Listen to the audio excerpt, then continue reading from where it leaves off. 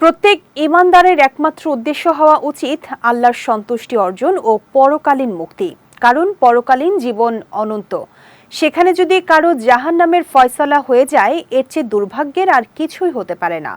নবীজি সাল্লাল্লাহু আলাইহি ওয়াসাল্লাম তার উম্মতদের জাহান্নামের আগুনের ব্যাপারে সতর্ক করেছেন এবং তা থেকে বাঁচার বিভিন্ন ফর্মুলা শিখিয়েছেন। এর মধ্যে একটি হলো মহান আল্লাহর ভয়ে কান্না করা। বিস্তারিত থাকছে সিরাজুম মুনিরা বিলাসীর ডেস্ক রিপোর্টে।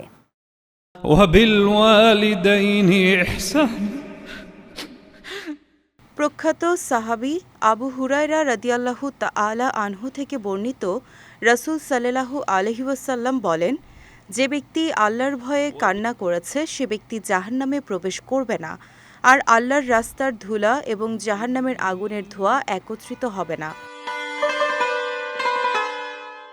মুমিন কোমল হবে, আল্লাহর স্মরণে তাদের মন বিগলিত হবে, এটি আল্লাহ চান।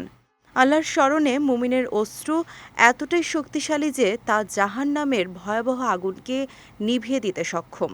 হাদিসে ইরশাদ হয়েছে, ইবনে আব্বাস রাদিয়াল্লাহু তাআলা আনহু বলেন, রাসূলুল্লাহ সাল্লাল্লাহু আলাইহি ওয়াসাল্লামকে আমি বলতে শুনেছি, জাহান্নামের আগুন দুটি চোখকে স্পর্শ করবে না। আল্লাহ তাআলার ভয়ে যে চোখ কান্না করে এবং আল্লাহ তাআলার রাস্তায় যে চোখ নিরাপত্তার জন্য পাহারা দিয়ে ঘুমবিহীনভাবে রাত পার করে দেয়। আল্লাহর প্রিয় বান্দারা তার স্মরণে কান্না করে, বিশেষ করে তার কালামের তিলাওয়াত তাদের হৃদয়কে বিগলিত করে।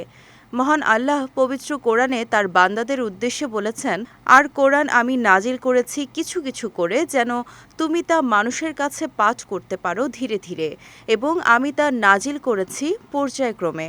বলো, তোমরা এতে ঈমান আনো বা ঈমান না আনো, নিশ্চয়ই এর আগে যাদের জ্ঞান দেয়া হয়েছে তাদের কাছে যখন এটা পাঠ করা হয় তখন তারা সিজদায় লুটিয়ে পড়ে, আর তারা বলে, আমাদের রব মহান, আমাদের রবের ওয়াদা অবশ্যই পূর্ণ হবে।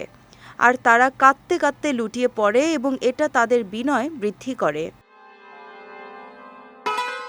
তাই আমাদের উচিত পবিত্র রমজান মাসের রাতগুলোতে মহান রবের ইবাদতে মগ্ন থাকার চেষ্টা করা, অশ্রুসিক্ত চোখে আল্লাহর কাছে অতীতের পাপের জন্য ক্ষমা চাওয়া এবং ভবিষ্যতের নিরাপত্তার জন্য আল্লাহর আশ্রয় চাওয়া। সিরাজুম মুনিরা বিলাসী, বিজয় টিভি, নিউজ ডেস্ক।